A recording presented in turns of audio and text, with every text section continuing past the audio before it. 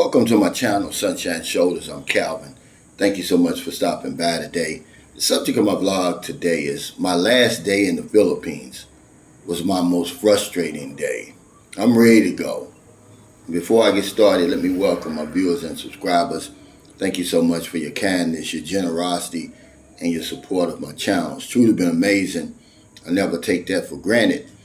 Before I get into my vlog, I want to give you a little context on Manila and the fantastic city that it is. It's a city of beauty, and then on the other hand, it can be a beast.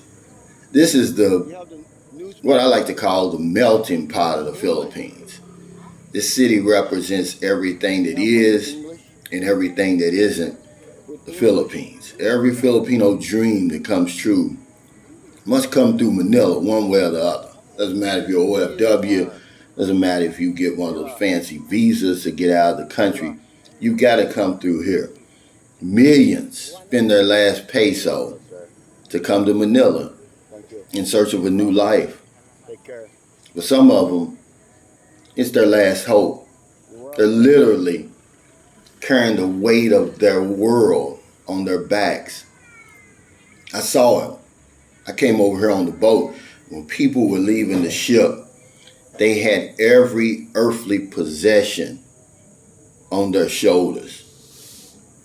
You might see anything here in Manila, but the one thing you're going to see without a shadow of a doubt is millions of Filipinos flocking here every year in search of a break, to be discovered, to live a dream. They say if you can make it in Manila, you can make it anywhere. This is their Hollywood. This is their Casablanca.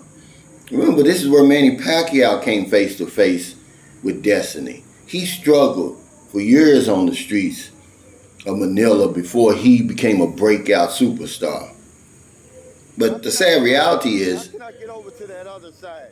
this place chews up dreams and spits out dust. It can be a cold, cold place at times. It just doesn't seem like there's enough to go around. 20% of the population calls Manila home. It's one of the most congested places on earth. It's feast or famine. Let's just be honest about it. You have beauty on one hand, and then this place can be a beast on the other. When I first came to Manila in 2010, nothing prepared me as a little country boy coming from Louisville, Kentucky, for what I was about to see. I never experienced the highs over here or the lows over here. You have Ermita, which is where I'm staying now. I rented an Airbnb here. It's just as cosmopolitan as downtown San Francisco or the Magnificent Mile in Chicago. But on every corner, it's a stark reminder of dreams deferred. I mean, there's poverty here on a scale that I had never, ever seen before, never experienced before. But the one thing that this place doesn't lack is hope. I saw it in the eyes of some people on that boat. Their hopes and dreams, they placed everything on the spin of a wheel, that they would come over here and make it big. And I just wanted to kind of give you that context to show you what type of place I arrived in on Friday, June the 17th. Just to set you up for what became my most frustrating day in the Philippines. Happened to be my last day. I always suggest to guys, because that's all I do is give suggestions. Is you come here to the Philippines for the first time, fly into Cebu, which is Mactan, or fly into Clark. You get a more realistic introduction to the Philippines.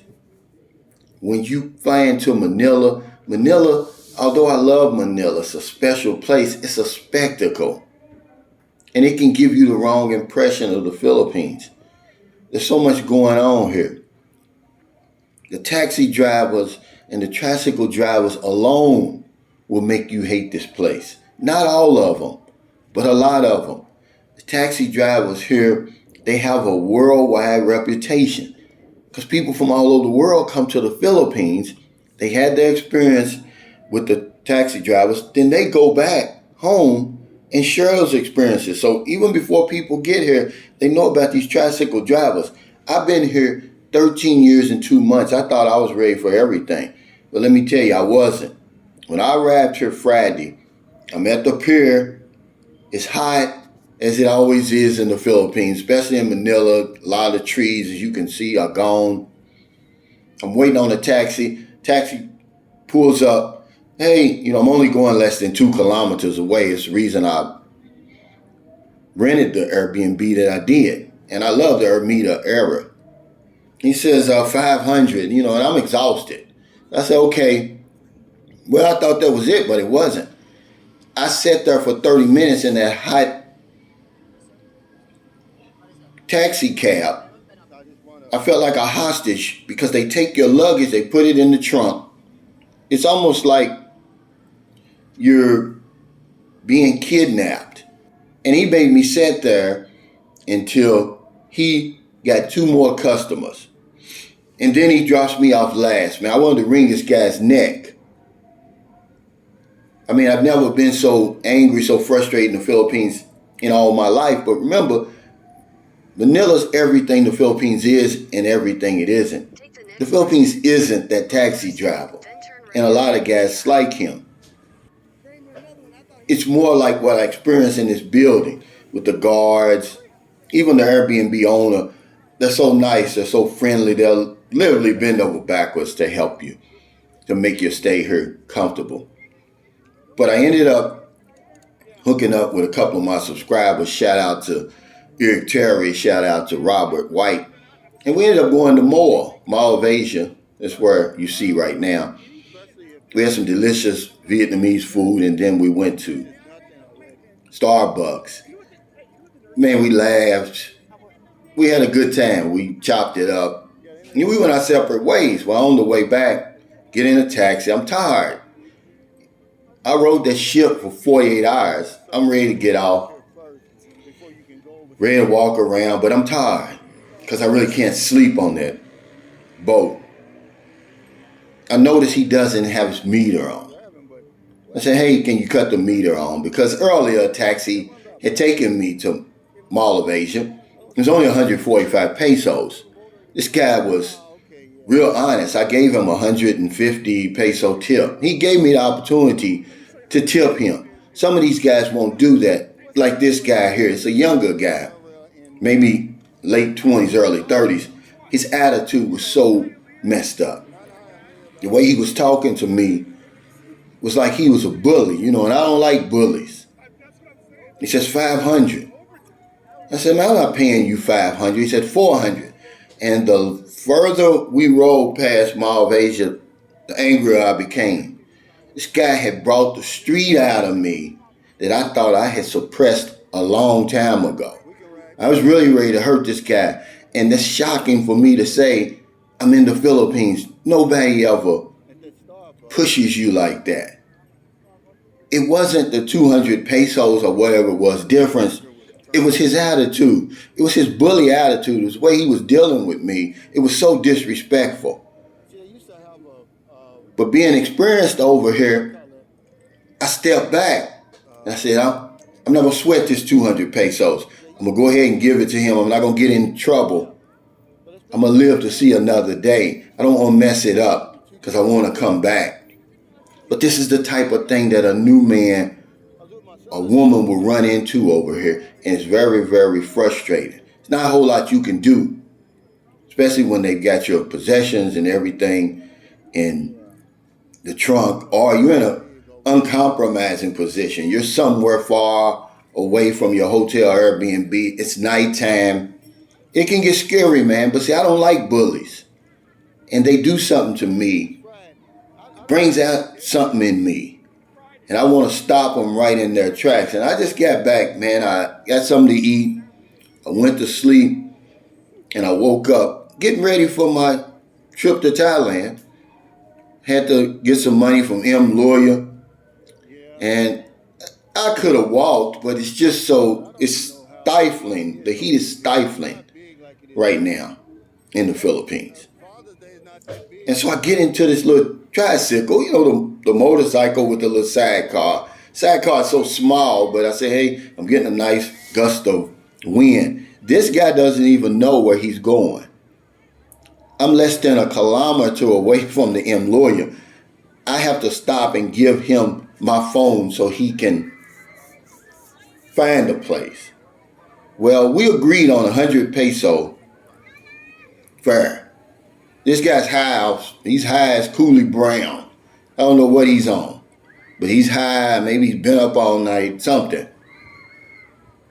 And we get there and I pull out the 100, he says, no, it's 200. Here comes this bully attitude again.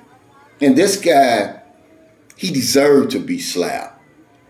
I mean, he was intentionally trying to cause problems for me in this crowded street right in front of M Lawyer, tried to make a scene. And I never wanted to slap anybody as much as I wanted to slap him. But I went ahead and gave him the 200 pesos, man. He went on his way. And I just wanted to share this stuff with you, man, because it just so happened to be my last day in the Philippines. Was my most frustrating day. This is not the Philippines, guys. You don't get treated like this outside Manila. I've never experienced anything like I experienced yesterday. It tested every nerve I had.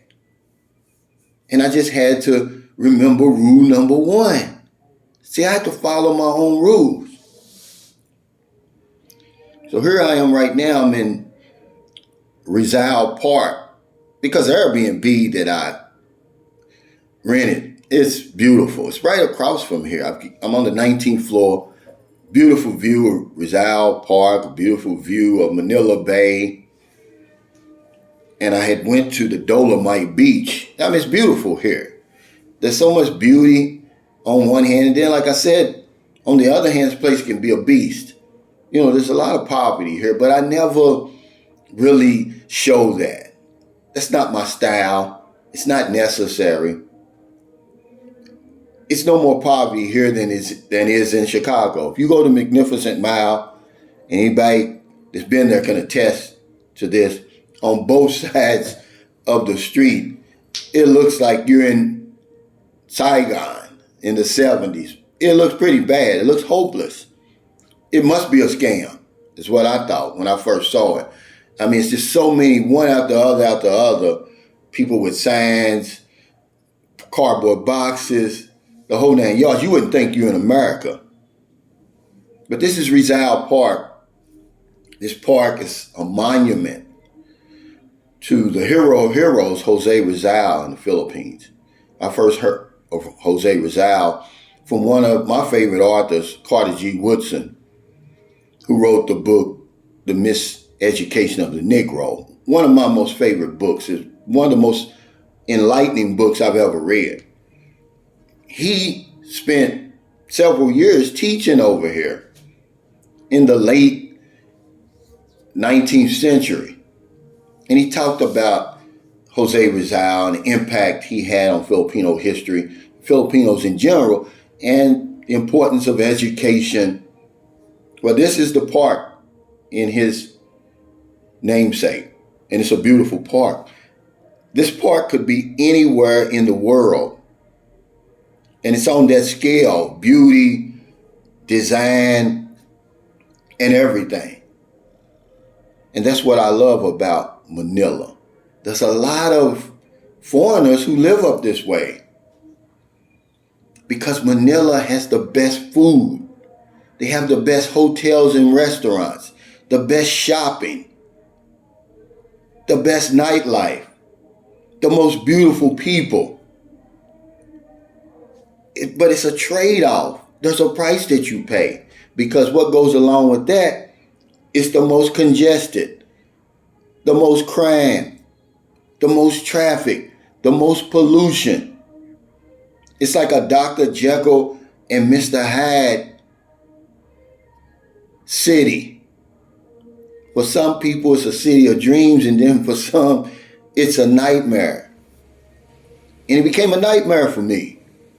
I hadn't been in Manila since February of 2019, when I got my oldest son his CRBA, and it was nothing like it is today. These taxi cab drivers will make you go to jail over here. It was so frustrating, man. They bully you.